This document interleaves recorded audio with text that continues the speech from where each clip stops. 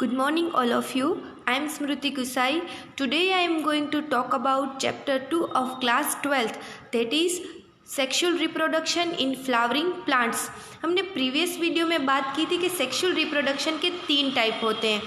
The first one is a pre fertilization, second one is a double fertilization and third one is a post fertilization. हमने pre fertilization के बारे में बात की थी कि उसमें 4 कैटेगरीज होती हैं। The first one is a pollen grain formation, second one is a embryo sac formation, third one is a pollination and fourth one is a pollen pistil interaction. हमने पोलन ग्रेन फॉर्मेशन के बारे में बात की थी। उसमें 3 categories होते हैं, stamen, microsporogenesis and third one is a pollen grain.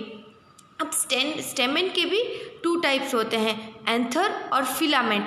सबको पता चल गया कि पोलन ग्रेन फॉर्मेशन हमने पढ़ ली थी। अब क्या पढ़ेंगे हम? Embryo sac formation. आज के वीडियो में हम एम्ब्रियो सेक फॉर्मेशन के बारे में बात करेंगे। तो सबसे पहले क्या होता है कि एम्ब्रियो सेक फॉर्मेशन में 3 कैटेगरीज होती हैं। The first one is pistil, second one is a megasporogenesis and third one is a embryo sac formation. जो पिस्टिल होता है उसे हम कापेल भी बोलते हैं, जो फीमेल रिप्रोडक्टिव ऑर्गन है। जो हमने पोलन ग्रेन फॉर्मेशन में देखा था, जो पोलन ग्रेन फॉर्मेशन और एम्ब्रियो सेक फॉर्मेशन एकदम से सेम टू सेम है। आपको पता चल जाएगा कि वो उसमें से डिफरेंस क्या है। तो पोलन ग्रेन फॉर्मेशन में क्या होता था कि स्टेमेन होता है जो मेल रिप्रोडक्टिव ऑर्गन है। जो यहाँ पे पिस्टिल होता है वो फीमेल ऑर्गन होता है। और यहाँ पर मेगास्पोरोजेनेसिस होता है। वहाँ पर क्या होता था पोलन ग्रेन फॉर्मेशन में?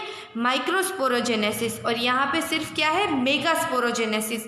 यहाँ पर एम्ब्रियो सेक फॉर्मेशन, वहाँ पे पोलन ग्रेन फॉर्मेशन। तो सबसे पहले हम आज बात करेंगे पिस्टिल की, जो फीमेल ऑर्गन है, जो उसे कहते हैं कापेल भी बोलते हैं। तो सबसे पहले हम बात करेंगे पिस्टिल की।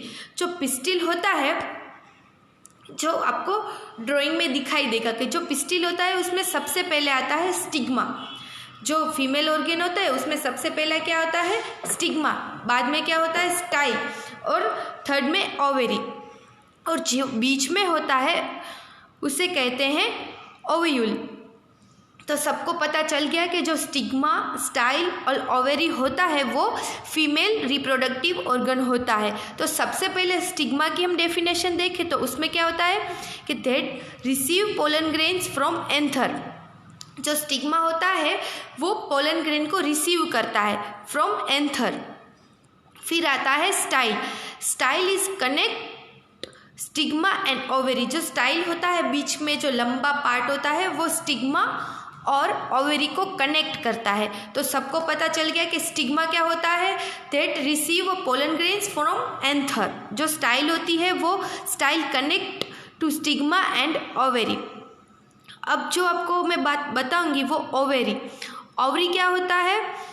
ओवरी में आप सबको सबसे पहले आप जो लास्ट वाली ड्राइंग है वो मैं बताती हूँ वो क्या होती है। जो सबसे पहले उसमें होता है हाइलम। हाइलम क्या होता है कि this is the point of attachment of the funicle to the ovule.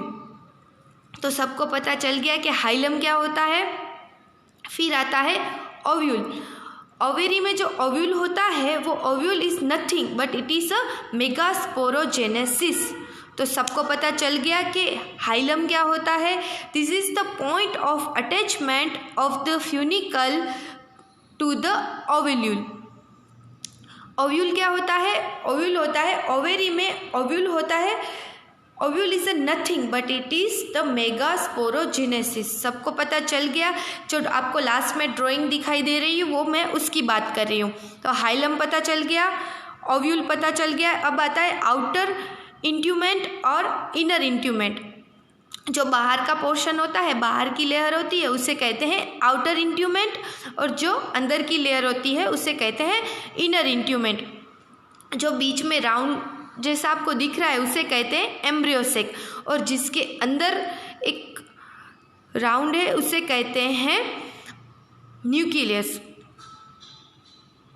और जो नीचे वाला पार्ट होता है उसे कहते हैं चलेजल पोल। तो सबको पता चल गया कि ये ड्राइंग में क्या बोल रहे हैं। अब हम बात करेंगे माइक्रोस्पोरोजेनेसिस।